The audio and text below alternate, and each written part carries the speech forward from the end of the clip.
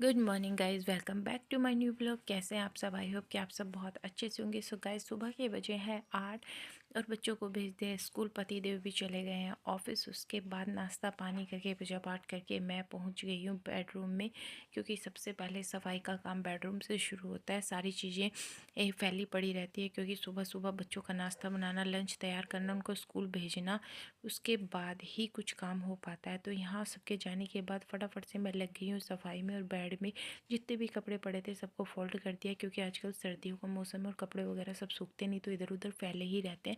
सारी चीज़ें करने के बाद आप देख सकते हैं आज मैंने पिलो कवर भी चेंज कर दिए, क्योंकि कल मैं लगाऊंगी मशीन, और इस पर कई दिन से वाइट पिलो कवर लगे हुए थे, तो ये सिर्फ मैंने निकाल दिया। और उसके बाद मैं पहुंची हॉल में।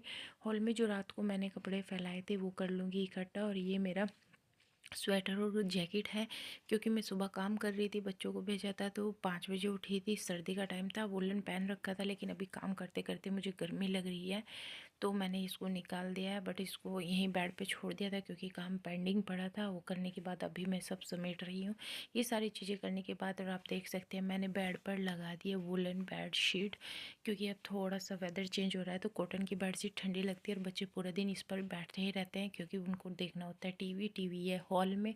तो यहाँ की मैंने बेडशीट चेंज कर दिया, लेकिन अंदर की नहीं की है, क्योंकि वहाँ बड़े ब्लैंकेट में सोते हैं। अगर नीचे भी वुलन बेडशीट बिछा लेंगे तो ज़्यादा गर्म हो जाता है, अभी इतनी सर्दी नहीं है। और मैंने सारे चीज़ें अरेंज करने के बाद उठाए कपड़े, और इनको बाथरूम में डाल दूँगी, सरफ़ में डीप करके छोड़ दूँगी। और कुछ कपड़े ईज़ी के हैं तो इनको ईज़ी में डीप करके छोड़ दूँगी, क्योंकि ये कपड़े मशीन से नहीं धुलेंगे, ईज़ी के कपड़े हाथ से धोने पड़ते हैं।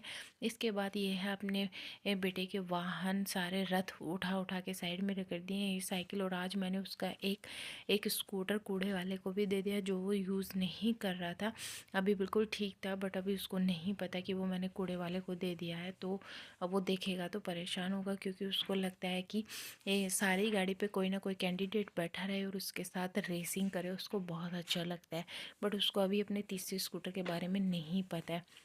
ये सारी चीज़ें करने के बाद फाइनली मैं पहुंची किचन में, एंड किचन में बर्तन धोने शुरू कर दिए, क्योंकि अब थोड़ा सा लेट में बर्तन धोती हूँ। सुबह सुबह धोती तो पहले मुझे कोल्ड हो रखा था, दूसरा अभी प्रॉपर गया भी नहीं है, और पानी ना सुबह सुबह बहुत ठंडा भी रहता है, तो मैं एक ही बार बर्तन वॉश करती हूँ। अब सारा पहले घर का बाकी काम कर लेती हूँ, बर्तन लास्ट में ही वॉश करने शुरू कर दिए। तो यहाँ सारे बर्तन धो लिए, और बर्तन भी काफ़ी बड़े बड़े हो जाते हैं सुबह के समय, क्योंकि आज मैंने बनाए थे कढ़ी चावल। एंड कढ़ी चावल बनाने में तो आपको पता ही है बहुत सारी चीज़ें फैल जाती हैं, चावल खुले बनते हैं तो बड़े बड़े बर्तन हो जाते हैं। कढ़ी बनाने के लिए भगोना अलग चाहिए, उसका पेस्ट बनाने के लिए भगोना अलग चाहिए, एंड उसको पकाने के लिए कढ़ाई का यूज़ होता है, तो बहुत सारे बर्तन हो जाते हैं।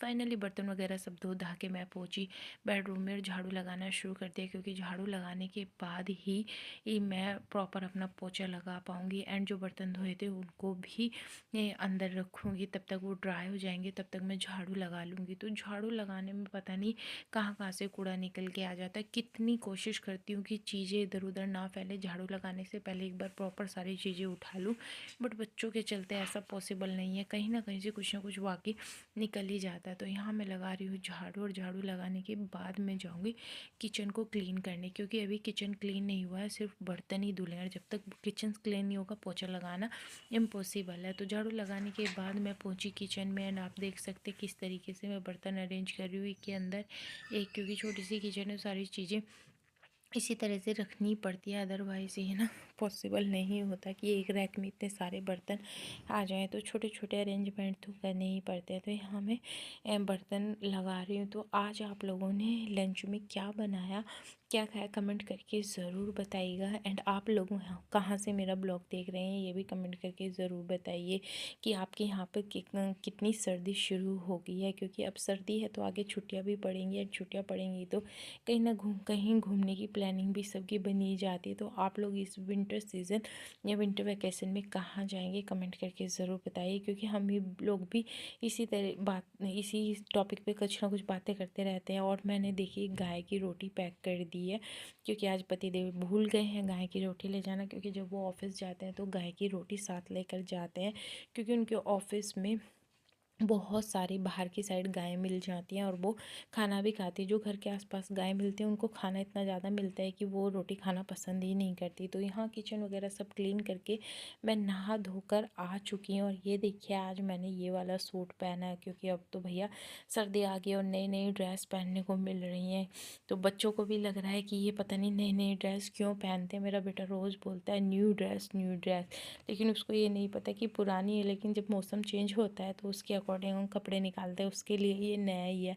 तो लास्ट ईयर वो इतना छोटा था कि उसको शायद ये याद ही नहीं है। तो यहाँ मैं कर रही हूँ अपना स्किन केयर, क्योंकि जैसे कि मैं आपको बता रही हूँ विंटर सीज़न चल रहा है। तो विंटर सीज़न में सबसे ज़्यादा ज़रूरी है अपनी स्किन केयर करना। बहुत सारे लोग बोलते हैं कि जी हम तो ये सारी चीज़ें नहीं लगाते, लेकिन मैं आप लोगों से यही कहना चाहूँगी ये सारी चीज़ें यूज़ करना भी बहुत ज़रूरी है। स्पेशली विंटर सीज़न में अपनी स्किन का बहुत ख्याल रखना पड़ता है।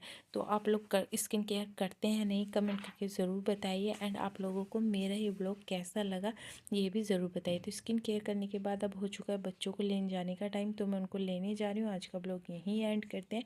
आपको ब्लॉग कैसा लगा ज़रूर